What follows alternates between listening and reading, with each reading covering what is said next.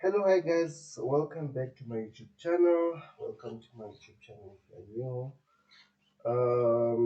So today we'll be continue with our um, lessons for Visual Basic Language. Anyways, and then on today's video, as you can see on the screen, um, I'll be focusing more on the selection part. I've already touched a bit about the sequence on the previous video, but then I'll just repeat again and then yeah, carry on. Anyways, sequence. Okay, yeah. By the way, these are the they are called the direct building blocks of algorithm. If you wanna know what algorithm means, you can go and search it on Google. But in simple terms, I guess I think it means just steps taken um, via your problem solving or something like that. Problem solving to the problem you're having. So the steps that you take there to arrive to a solution is part of the algorithm. And then inside that algorithm, we have the building blocks that makes algorithm to be algorithm. One of them is sequence, selection, and repetition.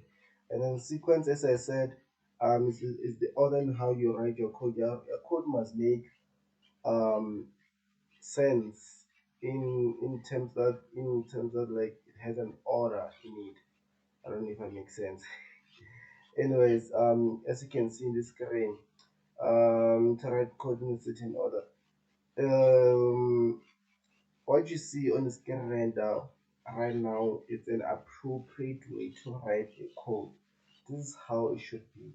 You first declare there what line is shown from line 1 to 3. That's declaration of your variables. Value 1, value 2. Oh, by the way, you can do multi declaration on a single line as shown on line 1. As long as the variables that you're declaring will be of the same data type. Um, and then also sum as a teacher, average as a double, and then inside function, or rather a method 5 and 11, we call that method a subroutine, which will be discussed on later videos and later lessons. um, Inside that subroutine there, we have assignment where they assign value 1 and value 2 and value 3 to 9, 6, and 5. Ne? And then after that, they calculate the sum, and after that, they calculate the average. This is what we call sequence, which has a correct order. And then the next one, um, what's wrong with this one here? Let me see. What will be the values after line 11? Oh yeah, what will be the values after 11? Here they're asking me the question, what will be the solution to this thing they're doing it. So basically here they're just summing up the thing. 9 plus 6 plus 5, I think is 11 plus 9, which is 20. Then 20 divided by 3. Well, it's gonna be a decimal number, so it will give you a right solution. That's the point. Unlike here, so here it's not entirely the right way to, I mean, it depends on the I guess it depends on the idea behind you writing code in this man, because as you can see, line 6 and 9 are both assigning different values to the same variable. Unless you started with assigning value 1 to 9, and then while you're writing code, then you get a change of idea or change of mind rather, and then you now decide to assign value 1 to 20. It makes sense. There's nothing wrong in if you have that kind of mindset from like line 7 to 10, 7 to 9. Ne? Cause here, if you're expecting the answer of this to be 20 divided by 3 as your answer, you'll be wrong, because the answer, it will reassign value 1 to 20. Therefore, value 1 will no longer be 9 but 20. I hope it makes sense. So here it's actually going to be 20 plus 2 plus 3, and then which is 20, 31, wait, yeah, 31, and then 31 divided by 3, it's whatsoever, and then which is not the same as the answer before. Hope it makes sense. And then same applies to here. This one doesn't even doesn't make sense. Oh yeah, still does, it does make sense, but then this will be pointless here in this case. This line 10 will be pointless because you're not doing anything to it. You're not gonna be using it below, because what happens is that when the program runs your code, it starts from the top going down. So this would come after this calculation here, where they're calculating the sum, which in other words, this will just be pointless assigning value 1 to 20, because it's not going to be used on the next lines, as you can see, because here we're calculating this on the average using the sum that you got. So the answer that you get here is going to be 20 divided by 3. I hope it makes not this 20, but the 20 of 9 plus 6 plus 5. Otherwise, yeah. And then moving forward here, wait, is there a problem here?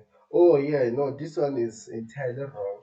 First of all, if sum was instantiated to 0, I would understand, like where you go like private sum as integer equals to 0. We call that instantiation, if I'm not mistaken. Instantiation, declaring and then assigning at the same time. And then if it was there, then I think this would make sense. This line would make sense. But because that's not happening, this would give you, I'm assuming it can give you an error if I'm not mistaken. Um, I'm assuming so. Might give you an error because you're using a sum variable which basically have nothing in it. Null in this case, because yeah, we basically have null in this case. I'm guessing this would give you a 0 actually, and then this would execute, but then still you're not doing anything about this, so nothing would happen. um, but then yeah, because of this line here, I'm assuming you might get an error because you're using a sum which was used here. How would this be? Well, I wonder how would this be. I'm not entirely sure. To test this, you can just, I don't know, maybe make a simple application, and then use the same what they do here and then test. But then we're not gonna focus on that. We're gonna focus on selection, which is just basically giving the user to have a choice, giving the user a choice. What do we mean by that? You give the user to choose to what's that? The power to choose. Is it choosing them? Not necessarily. What did they say here? Selection. Yeah, it's giving the user a choice actually. If this condition is true, then do this. Else do this. Then end if. So you're basically gonna be um it's gonna be used on problems which has two, should I say, two statement on one condition. Uh, I think this will be understandable in when we're doing examples. Anyways, yeah, here's one of the examples. If user password is correct, this is the condition, then let the user have access to it. This is where the statement does or execute this statement if this condition is true. Yeah, is true. And then a more perfect example is on the next slide, where they did it in code. So you can see they declare a password as a string and then assign it to this. So now this variable has this information here, and then now they declare another variable, user input. This user input will be used to get input from the text box, and then saved in here, user input, and then use if statement to compare and say if the user input is equal to the password. If is equal to the password, then your statements come here. Um, yeah, and then and if. Um, let's move forward and see multiple whatsoever. Okay, we have this scenario now. It says, so let's say, um, um, what are they talking about? Oh, sodas or whatever, Coca-Cola, whatever you want to call it. Anyway, a soda that is 10 rand or less, if I'm not mistaken, or a soda that is a soda that is 10 rand or less is cheap.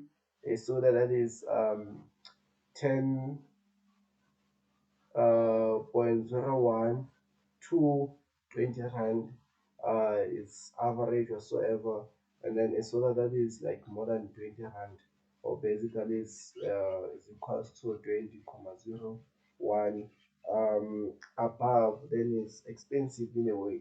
So you must make an if statement using these conditions.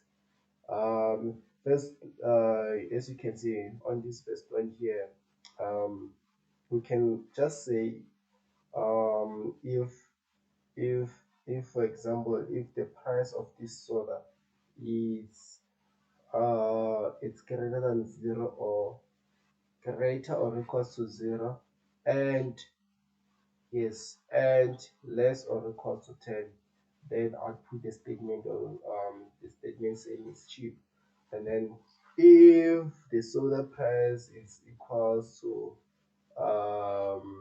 is greater or equals to 10 0.01, and soda price is less or equals to 20 rand, then I'd put the statement saying near, what is it, near, whatever this is, whatever this means, fine.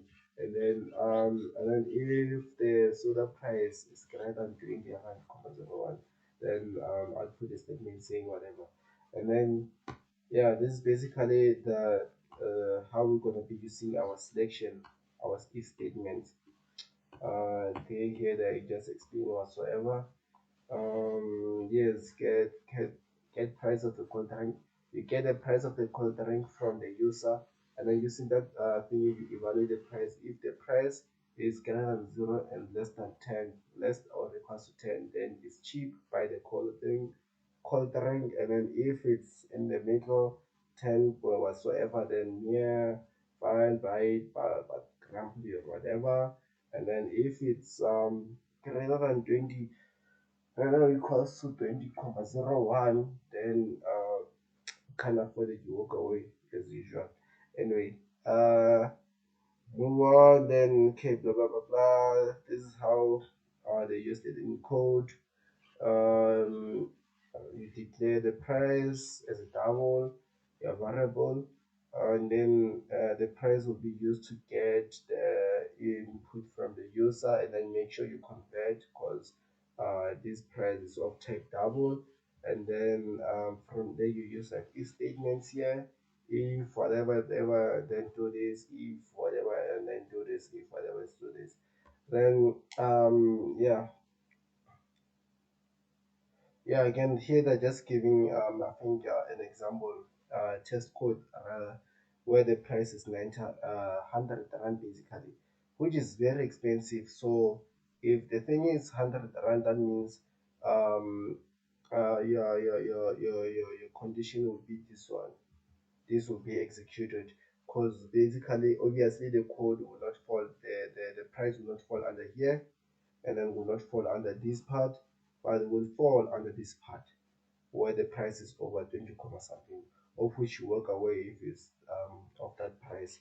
Anyway, and then moving forward, if it's 5 rand, which is less, then it's cheap. You buy it as always, cheap stuff. They love the move. And then also 10 rand is not bad because it's equals to, so it's cheap. And then you buy it. Make sure of that you understand this you understand these, what are they called again, operators, yeah, less or equals to whatsoever. And then these they are called what, compare whatever. We have and then we have or, and both statements have to be true, both conditions are rather have to, these have to be true, these have to be true, or one of them has to be true in order for the condition to be true. But then in end, using when you're using and, both the conditions have to be true in order for the whole condition to be true. Hope that makes sense. You might have seen this in probability, Venn diagrams and stuff. Anyways, intersections and unions. That's what's happening here. Otherwise, we move. And then there's this example here that I wanted us to attempt. Um, yeah, well, we can, well, let me just finish up with this part also, because I think like they are similar. So we have a better way of writing the if statement rather than saying this if, because this takes a lot of space, as you can see, repeating the same thing, even though it's different conditions, but then there's a better way to write this rather than just saying if and if. But then it's a good way to, if you don't understand, to start using this method before you go to the one I'm going to show you now. Um, enter the else part. If condition, then do this. Otherwise, if the condition is not true, then do the other statement. Yeah, so that's where this is where we are introduced to else, which is used when the first statement is not true, then you execute the statement that is false. So for example, here this is the password example. It says if the user password user input is equal to the password, then do this. Then else, that means if it's not equal to the password, then do something else. In this case, show the user they did not provide the right password, in a way, in a sense. Yeah, so looking at our program, whatever, this this is how you'd maybe try to approach the cold-drink example that we were doing earlier on just now. Well, is it wrong? It's not wrong. It is not wrong, except it is also just a lot of code repetition. Not necessarily repetition, but a lot of code. You can actually save a lot of time by doing it more similar. Um, how? But let me explain what's happening here. So here we're basically saying if this condition is true, then do this code here. Else, if it's not if this is not true, else if try this condition again, and then do this code if this condition is true. Else if that's not true, then that means it's false. Then try this condition, and then yeah, execute this code. So there's no else after it. So like I said, you can do this in a much better way using this method. uh, while this is not also, this is a bit better, also a bit better, not entirely better, but a bit better. So, because as you can see, instead of writing the right conditions, we only wrote two conditions now. But then the question comes now, Koti, this condition here, as you can see, it doesn't cater for the it doesn't cater for prices which are less than zero, if you get my point. Because here it says if the price is greater or equals to zero, and whatever less than or equals to 10, then do this. And if the price is greater or equals to this and less or equals to 20, then do this. Else, that means these conditions doesn't fall in neither of these conditions. Therefore, it can be therefore it means it can be above 20.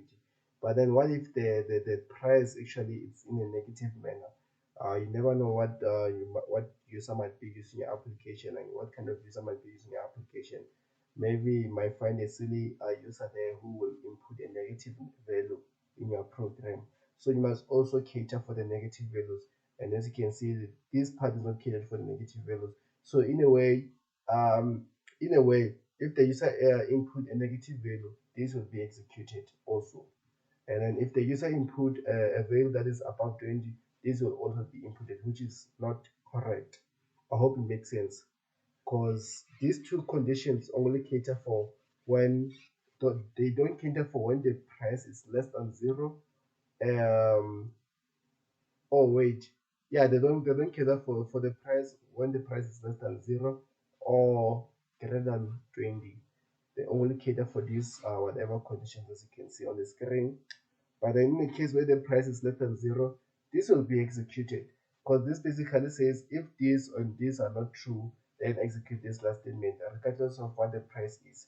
And then also if the price is above 20, this will be executed. In that case, it will be correct because yes, it's above 20, it's expensive. But then if it's less than zero, then it's not gonna be correct. Hope it makes sense. Then there's a much better way to um, write this thingy, which is this, not this way, this way. um yeah, so basically here we're saying if price is less or equals to 10, then do this, it's cheap.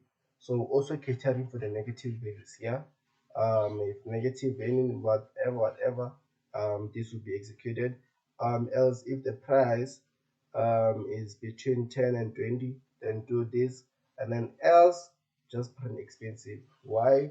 Because if it's the price is not catered for any value less than 10, including the negative, and it's also not catered for any value between 10.01 and 20. Therefore, that price must be above 20. There's no way it can be, I don't know. Yeah, but anyway, therefore that price can be must be above 20, of which this statement will be executed. And then also there's another way you can just write this instead of writing this. Instead of writing this condition, you can also be like, if price is less than whatever, as if price is greater or equal to 20, then print expensive, else, and then like switching the, okay, let me just show you guys if I confuse you, which is in this manner. Well, yes, I think this now looks much more easier. If price is whatever, then do this, else whatever, then whatsoever, what's happening here. So yeah, summing up the problem, don't as you continue, fast forward whatsoever. This was the code. Huh. Don't know what they were calculating here, but it doesn't matter. Anyways, let's see if we can do a practical bit on that. Let me just look for it now. Uh,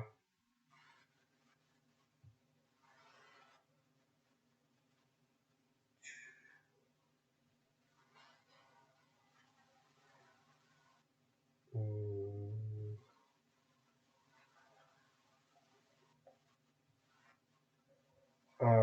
huh.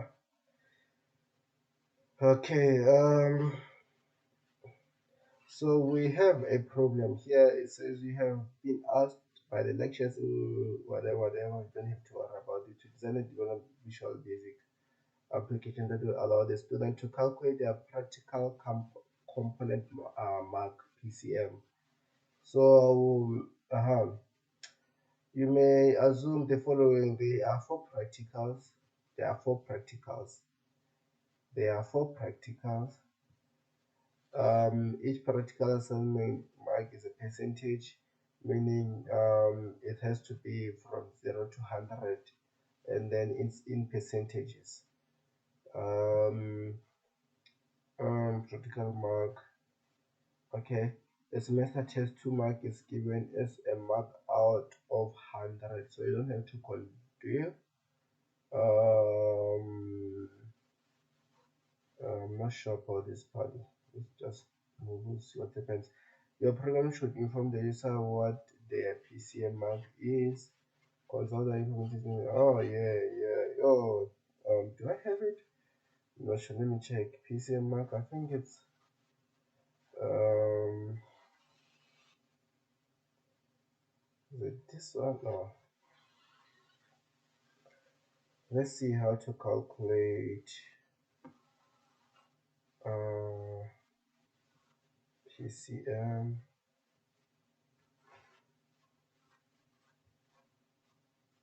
Uh-huh.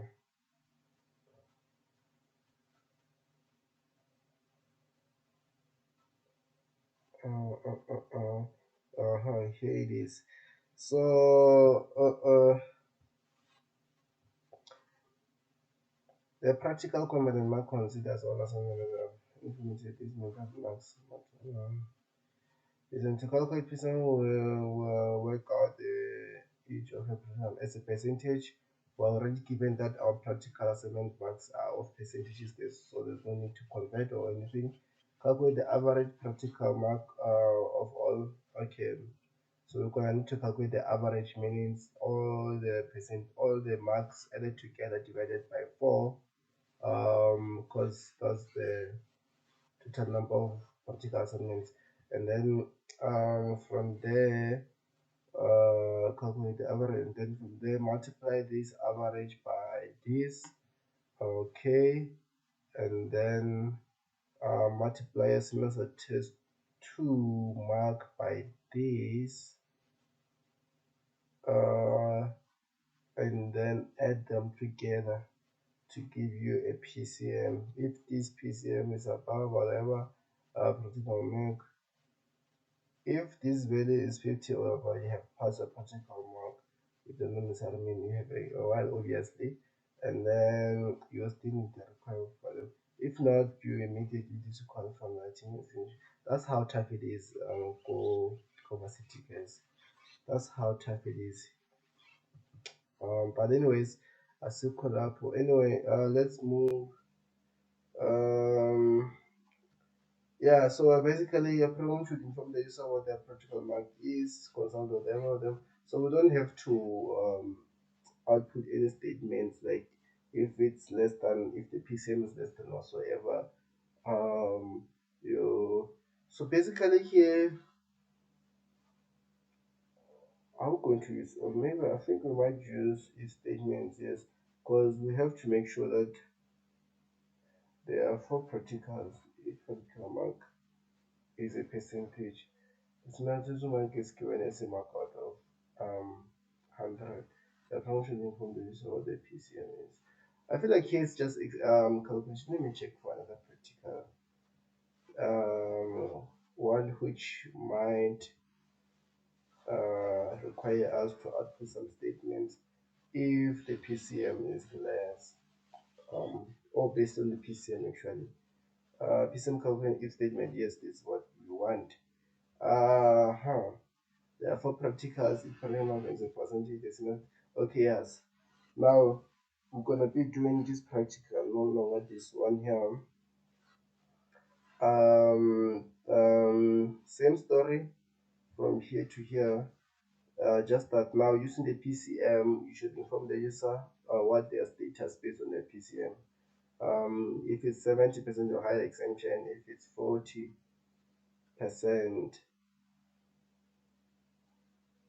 I feel like here it means 42, not equals to 42 to 70%, then exempt qualification, less than 40%, then no access to exempt. So yeah, consolidation. Okay. So let's just do this. First of all, I'll have to figure out the input that we're gonna be having, so we can know how many textbooks we're gonna be having. First of all, we're gonna be having 4 textbooks, because we're gonna be having the user will have to input 4 practical assignments, so each on each text box, and then each practical assignment mark, and also one where the user will input the practical assignment mark. Oh, oh yeah, no, not that one. Because this refers to whatever, and then where the user will input the semester test 2 mark. um and then from there, using those, you're gonna calculate the PCM, and then from the based on the PCM, we're gonna output one of these, not all. Based on the PCM, will output one of these statements. So we actually might need, I don't know, 2 text boxes maybe, one which displays um, actually, I'll use one text box and then show you guys how we hey, this is gonna interrupt me. Is it concatenate, if I'm not mistaken, concatenate, or add a value plus a string together, and then I'll put them on a center. So what I'm trying to say, it's gonna be something like your PCM value, maybe a dash, and saying the one of the statements here, either no access to exam or exam qualification or exemption. something like that instead of using two text boxes. Yeah, that's what I'm planning to do. Otherwise, let's open our visuals. I've already opened this because I was busy with some my practical rather. Let me just close it. Ooh, I should have not closed that actually. Cause why am I saying then? Let me open practical. So yeah,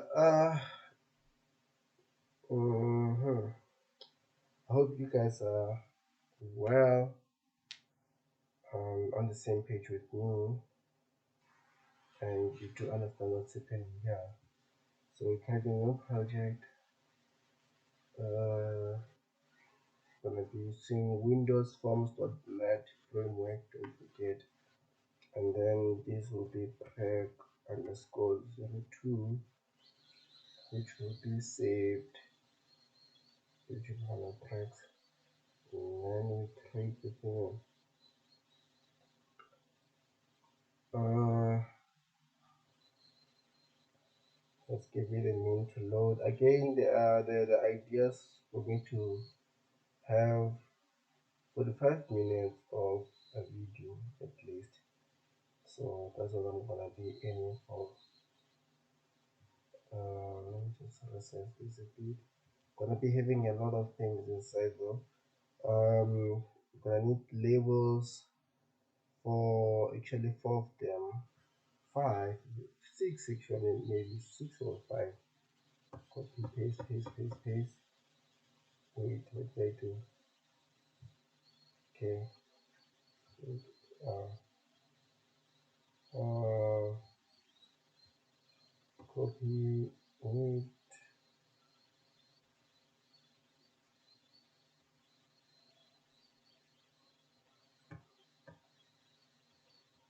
Okay. Copy, paste, paste. Uh,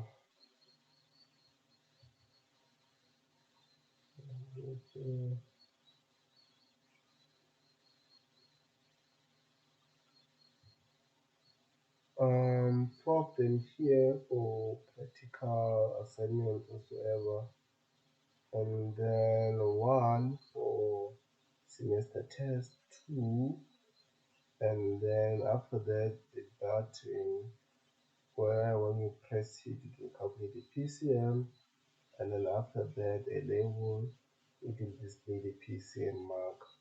Or like I said, PCM mark plus the statement if it's exemption whatsoever. It's going to be easy though. I believe it might be easy. But anyways, and then text boxes, yeah.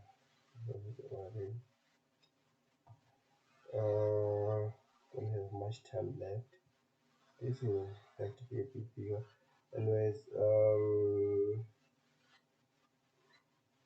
and then copy paste, paste, paste. Mm,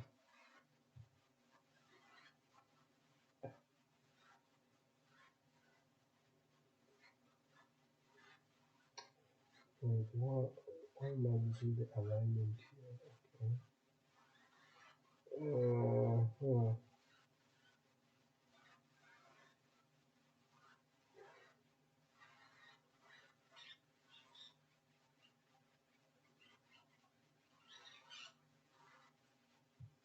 I feel like that's way too close to each other. And it's fine.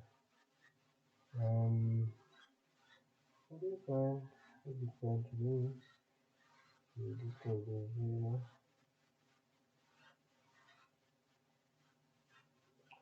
Just this can just be able to be. Anyway, the remaining part, um, track assignment.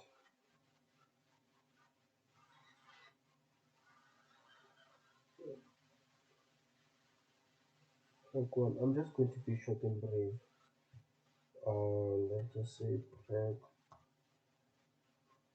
one, one, and track two. 3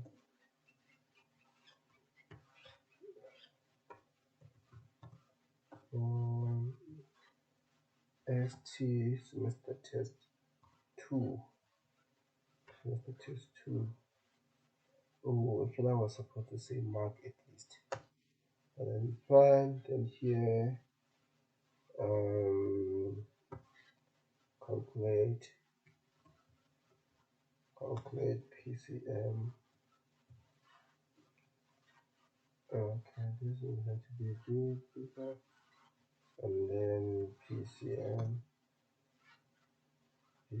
mark,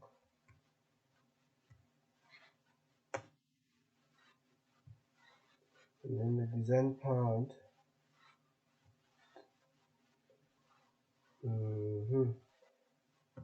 BTN calc or BTN PCM rather, and then here we're gonna have JT PCM, TXT ST2, TXT 4, TXT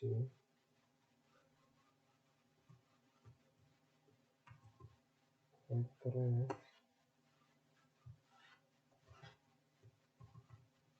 2, 1, and then form also FRM PCM, and then let's change the appearance to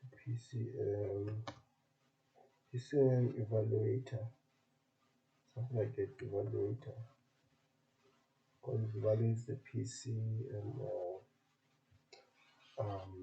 students. And then resize the thing. Again F7, don't forget F7 takes you to the coding. First thing you get here, okay. Option statements, don't forget. Option action explicit on, option strict on, option info off, and from there you declare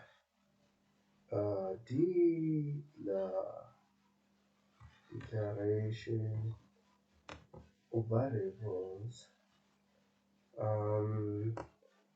private. When preg 1 is a double.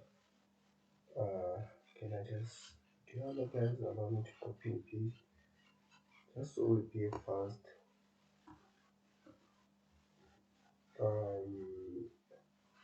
So it's gonna be 2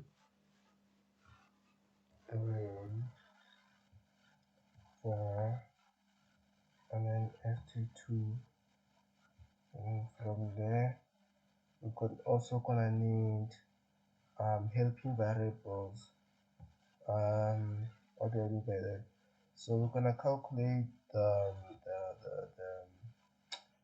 PCM average. Let me just say preg sum or something like that. Sum preg usually. Sum of practicals is a double, and then we're gonna need average, and then using that we have to calculate because these they go together to give us a, and we want to calculate the form for st2. I don't know how is it av. Let me just say av st2, and then from there we can just conclude by saying the final variable which will give us the PCM. Can I okay, when this is PCM, you want to use PCM mark. Yeah, so this first ones here, these are the number of variables which equals to the number of text boxes that the user will input information to. So, and then here, these three variables, if they don't change, we're gonna be getting three of them, which are helping ones. They'll help us with regards to calculating the PCM. And then this one here is what the variable which will be used to output information to the text box. So this you can just say it's equals it's an output variable which equals to the number of text cells for outputting information, which will only have one in this case. So and then yeah, let's get into coding. So we want to draw a code inside the button. You come here, you double click it, and then to take you inside the button. And our button is 18 PCM. So from here, we need to get information from the text boxes. First of all, preg 1 equals to I don't know if I should be commenting each and every time, but here we getting info from user basically. Instead of saying getting preg 1 from user, getting preg 2 from user, we're just getting the whatever from the user, then convert cdpl, because remember a text box is of a type string, so you need to change that to the data type that matches your variable that you're assigning to. And then from there, oh okay, again I'm used to, I don't know, oh damn. And then again allow me to copy and paste for efficiency and and then this is the problem about copying and pasting. So we're gonna have two, and then we're gonna have two here, gonna have three, four. Don't think I'll finish in 45 minutes. So we might put an exception to this um video. I was able to finish in 45 minutes. Anyways, here is gonna have st2 takes t st2, and then now that we are done with that, so we calculate our sum. So we're gonna have sum preg, which you calculate the sum of all the pregs added together. Preg 1 plus preg 2, okay, plus preg 3 plus preg 4. So this is the sum. After that, we're calculating the average, which we're basically taking the sum, then dividing by 4. Come to think of it,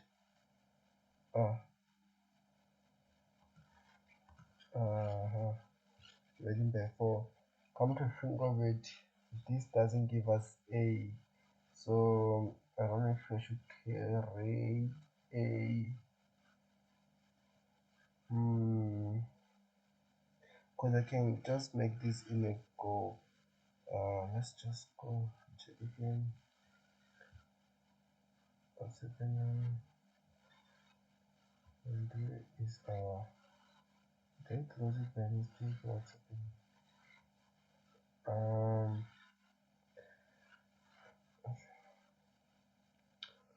How does this thing go again?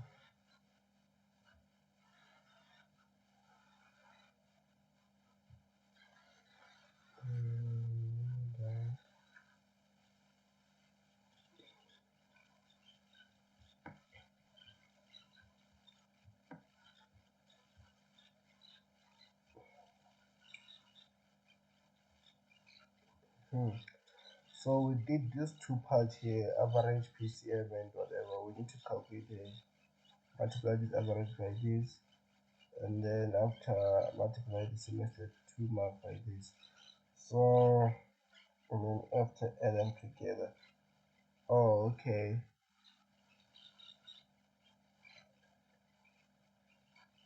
Let me just do this in a go without making a lot of complications here.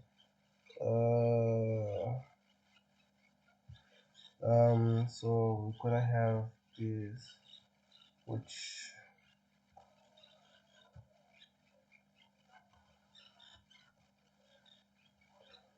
what is it? 16 over or 15, 10 over 75, and then from there we need to calculate the one for our st2, which is basically taking the st2 then multiplying it by 65 over 75, and then afterwards we need to calculate the sum, not the sum, PCM mark, the final PCM mark, which equals to preg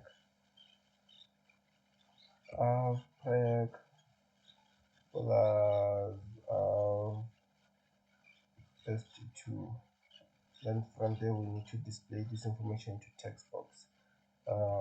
Text box is responsible for this is this equals to, yeah, forgetting something here, the text equals to, remember you have to convert this to a string so that it matches the variable you are assigning it to, and then PCM mark. So, oh yeah, we're not done, by the way. I forgot something. Oh yes, we are not done. Damn. Status. I don't know why I forgot about that. Status. Because that's the main purpose of today's video. As a string, and then so we're gonna say before this, we're gonna have some if statements. So now that we calculate our PCM, here is mathematics, guys. You don't have to worry about this part. There's no lot of code that goes into this. It's just mathematics and then assigning it to the variable. That's it. And also here's mathematics. Now we have to use this PCM mark to evaluate the status of the student or whoever the person is. So based on the PCM mark, if it's what or what, you're gonna do this. So I don't know if I'm just gonna do it in a straightforward manner, not in that format I showed you where we have a lot of if statements whatsoever. I am just going to put it in the right manner, in this manner, where it makes saves a lot of time and a lot of lines of code. So it's going to oh yeah, actually it just came back. So we're just going to say something like, if our PCM no, what am I doing? If PCM y kind, oh yeah, we don't have a capital letter A, small letter, wait, is it small letter?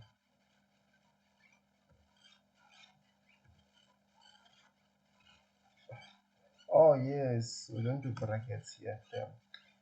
PCM mark, if PCM mark is less or equals to 40, um, then do this, right? We want to assign our not string, our status. We have this status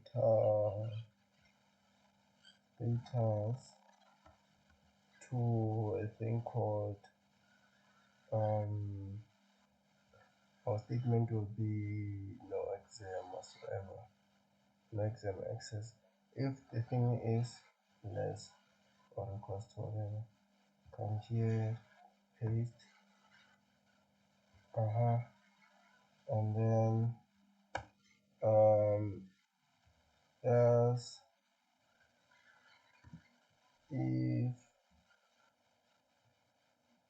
okay, let me do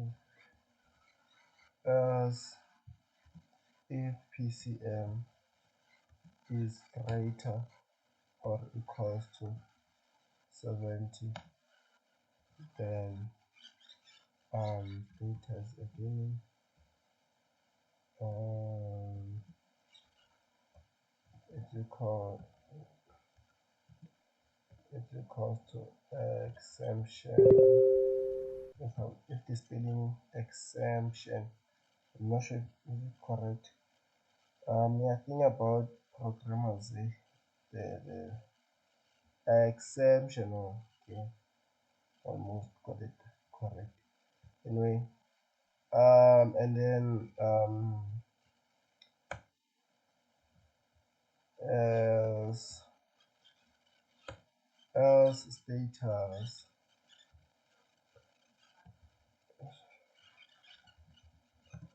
status equals to,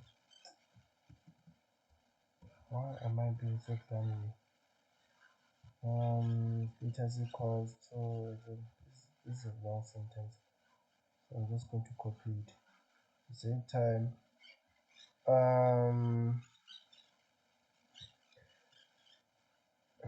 paste. So this is basically what it's saying here. It says I don't know. So if PCM is less or equals to 40, that means, well, it's fail. Well, if PCM is less, greater or equal to 70, it's exemption. Then if these conditions, they are false, both of them are false, these two, then that means the PCM is in between 40 and 70, which is exam qualification still. Which got me thinking, oh yes. So if the PCM is not this, wait, let me think of this rule. So if the PCM is 40, oh, okay, yeah, it is still exam qualification. Okay, yes. Um, yeah, so this is, and then the thing that I wanted to show you guys again, oh yeah, this is how you write the if statements. If PCM is less than 40, then execute this statement only if this condition is true. Otherwise, if it's false, go to the next condition. Else, if again this condition here is true, execute this. Otherwise, if it's not, then else go to this and then execute this part. That's what's happening there. And then basically we're not necessarily executing, we're just assigning this string to this status, so that I can get this part that I wanted to show you guys. So this will show the PCM, right? So I want to say after the PCM, then show you guys, yeah, after the PCM, then show the status. We call this concatenation, if I'm not mistaken. No status.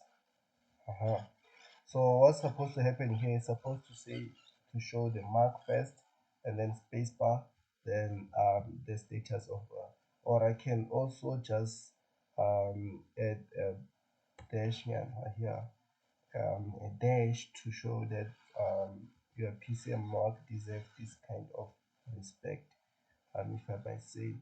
Then otherwise, I don't think we should be getting any errors here. We can just, let's just run and see what happens. But yeah, uh,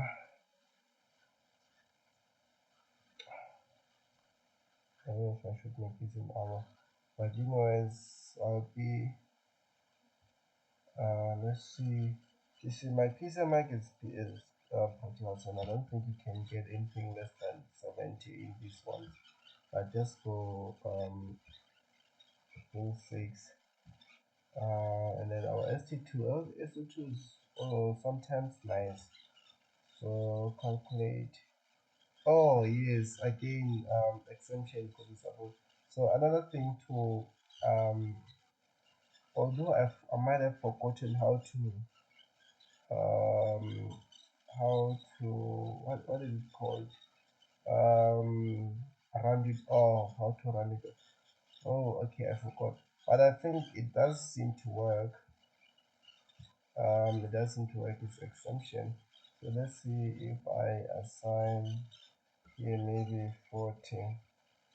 Will it go to pass? Okay, it's to pass. Ooh, what's making it be? What's happening here? 40. Exemption still. Ooh, this is tricky. Um, well, disconnect is very obviously. But then, let's say it's 50. Exam qualification. Why is it determined by? Oh, of course, this carries 10% of the 75. So they don't really necessarily carry impact a lot. The one that impacts a lot is the semester test. So if you go a bit down, then yeah, as I was saying too, I forgot how.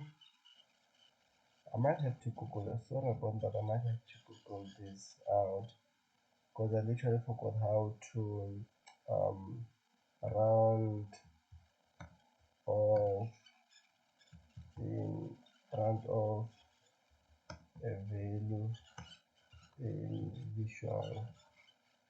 studio visual basic. What do we say? Um, da, da, da, da. Is it this method round? I'm not sure if it's vb.net. Visual basic.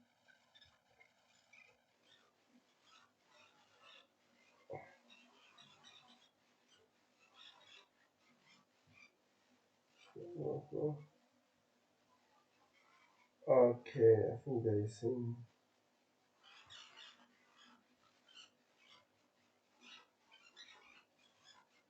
Okay, you can cancel this person. Anyway, ceiling. Uh, let's put around. Ceiling. I've never used the ceiling method before, but I think I've used this for my application.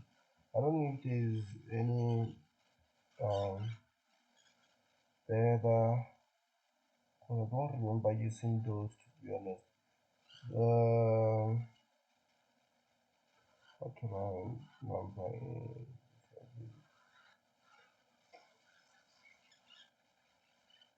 this is going to go.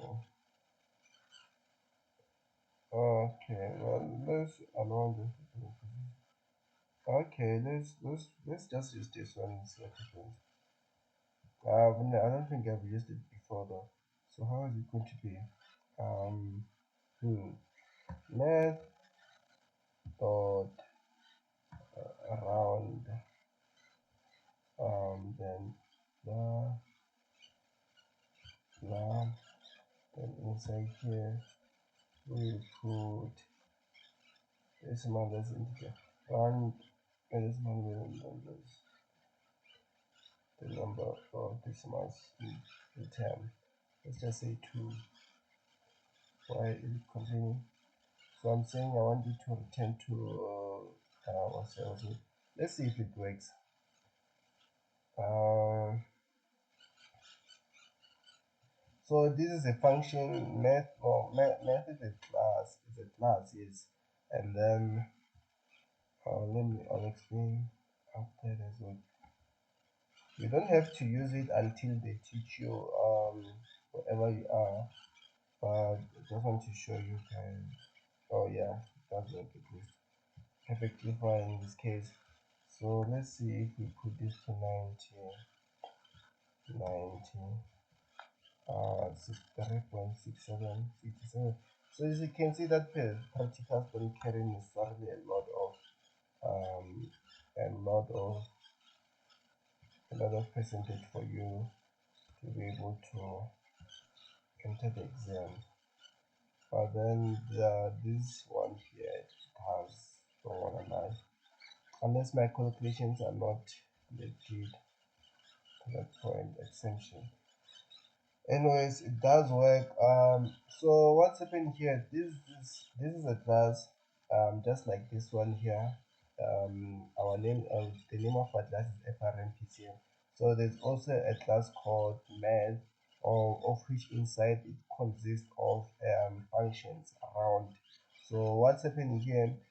Functions around is made up of parameters, where you pass them. If you go here, put your cursor on the thing, it will show you a bunch of information about what's happening here. So math is a class, round is a function, as you can see, and then the parameter, double, and then also integer there, digits.